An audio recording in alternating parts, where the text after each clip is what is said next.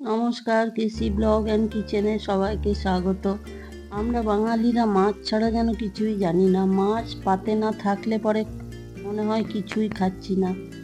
এরকম যদি চিংড়ি মাছ জল বড়া বানিয়ে নাও তো তাহলে কেমন হয়। দেখো, আমি চিংড়ি মাছটা ভালো করে ধুয়ে পরিষ্কার করে নিয়েছি। পেঁয়াজ, আদা, রসুন, কাঁচা লঙ্কা, টমেটো, আর ওইদিকে নারকেলের দুধ, আর এইদিকে গোটা গরম মশলা, তেজপাতা আছে, এলাচ আছে, আর দারচিনি আছে। দেখো, ওই চিংড়ি মাছটা, যেটা আমি প্রায় 250 গ্রাম চিংড়ি মাছ নিয়েছি, সেটা ভালো করে খুব পরিষ্কার করে ধুয়ে মিক্সিতে পিষে নিয়েছি। তার সাথে নুন দিলাম, একটু কাশ্মীরি লঙ্কার গুঁড়ো দিলাম, একটু গোলমরিচ গুঁড়ো দিলাম, নিয়ে এটা খুব ভালো করে মাখিয়ে ওইদিকে রেখে দিলাম।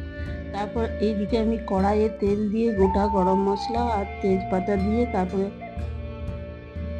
আধখানা পেঁয়াজ আমি ওইদিকে পিষেছি, আর আধখানা পেঁয়াজ আমি এইদিকে কেটে দিলাম, কেটে ছোট ছোট করে দিয়ে দিলাম কড়াইয়ে। এবার এটা খুব সুন্দর করে ভেজে নিতে হবে, খুব সুন্দরভাবে এটা ভাজতে হবে। দেখো, এটা ভাজা ভাজা হচ্ছে। এটা কিন্তু, এই রান্নাটা কিন্তু খুব ধীরে সুস্থেই করতে হবে, কারণ একটু এদিক ওদিক হলে চিংড়ি মাছের জল বড়া একটু দেখতেও খারাপ হবে আর টেস্টটাও নষ্ট হয়ে যাবে। তারপর দেখো, যে মশলাটা আমি বেটে রেখেছি, আমি দেখালাম যেটা, সেটা বেটে আমি ওটা দিলাম। এটা দিয়ে দেওয়ার পরে ভালো করে নেড়ে ভেজে নেব।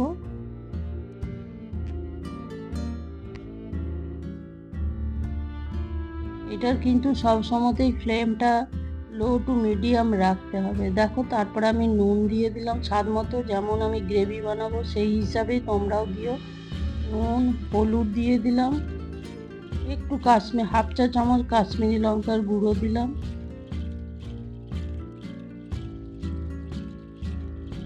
জিরে গুঁড়ো দিয়ে দিলাম, তারপরে ধনে গুঁড়ো দিয়ে দিলাম। জিরে ধনে তো দিতেই হয়, জিরে ধনে দিয়ে দিলাম। তারপরে মশলাটা খুব ভালো করে ভেজে নেব। মোটামুটি 3-4 মিনিট ধরে এটা একদম লো ফ্লেমে ভাজতে হবে মশলাটা। কি, এটার মধ্যে রসুন আছে, রসুনটা, এই মশলাটা খুব করে ভালো করে না ভাজলে রসুনের গন্ধটা, কাঁচা কাঁচা গন্ধটা চলে আসবে। সেই জন্য যতক্ষণ না এই মশলাটা একটা ভালো মিষ্টি গন্ধ বেরোচ্ছে, কেন কি গোটা গরম মশলা দেওয়া আছে, এই গন্ধটা যতক্ষণ না আসছে ততক্ষণ পর্যন্ত এটা সমানে নেড়ে ভেজে নিতে হবে। দেখো, রান্নাটা দেখেই মনে হচ্ছে যে লো ফ্লেমে হচ্ছে, কেন এটা ভীষণ ধীরে ধীরে করতে হয়। তারপরে দেখো, ওইদিকে একবার করে আমি নাড়িয়ে দিচ্ছি, একটু নেড়ে চেড়ে দিতে হবে। আর ওইটা যাতে ওই পেঁয়াজগুলো আছে, পেঁয়াজগুলোও যাতে নরম হয়ে যায়। দেখো, ওই নারকেলের যে দুধটা, সেটা এবার আমি, মশলাটা ভাজা হয়ে গেছে, আমি নারকেলের দুধটা এবারে দিয়ে দিলাম। বাটিটা ধুয়েও আমি একটু দিয়ে দেবো, তার আগে একটু নেড়ে নিলাম। ভালো করে নেড়ে নিতে হবে, নাহলে এটা আবার বসে যায়, ঝট করে ধরে নেয়।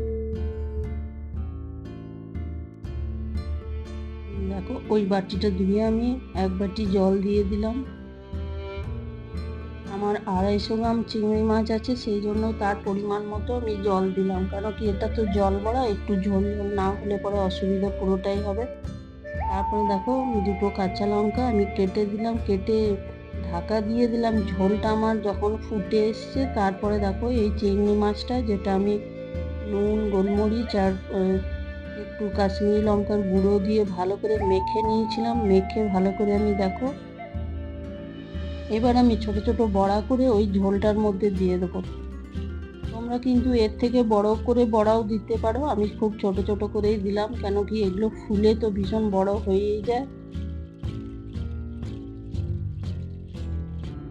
দেখো, আমি ছোট ছোট করে সব ঝোলটার মধ্যে সব বড়াগুলো দিয়ে দিচ্ছি।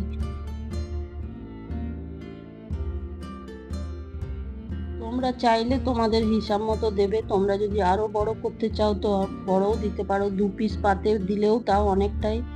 এটা মোটামুটি 250 গ্রাম চিংড়ি মাছের। তারপরে এটা যদি তুমি একটু ডাল বাটা মিলিয়ে দাও তাহলে তো আরো কয়েকজনই খেয়ে নেবে, কিন্তু আমি ডাল বাটা দিইনি, কেন কি আমার 250 ছিল, দুজনের জন্য এটা সাফিসিয়েন্ট।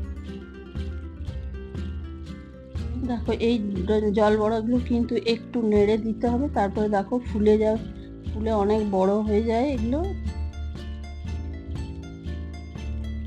এই সামনে জামাই ষষ্ঠী আসছে, এতে এই একটা পদ তোমরা রাখতেও পারো। এটা খেতেও দুর্দান্ত লাগে খেতে।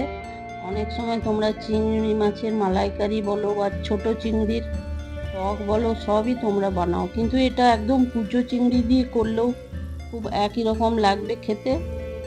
দেখো আমি একটু গরম মশলাও দিয়ে দিলাম ওর মধ্যে। দেখো এটা ফুটে কি সুন্দর বড় বড় হয়ে গেছে জল বড়াগুলো। তোমরা এটা কলাইয়ের ডাল বা অন্য কোনো ডাল দিয়েও এটা বানাতে পারো। এই বাটার সময় একসাথে ডালটা ভিজিয়ে রাখতে হবে, ভিজিয়ে রেখে চিংড়ি মাছটা আর ওই ডালটা একসাথে পিষে নিতে হবে।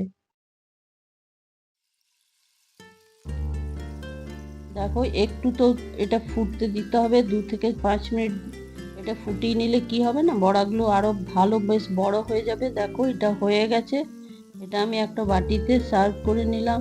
আমার চ্যানেলটি সাবস্ক্রাইব করার অনুরোধ রইল।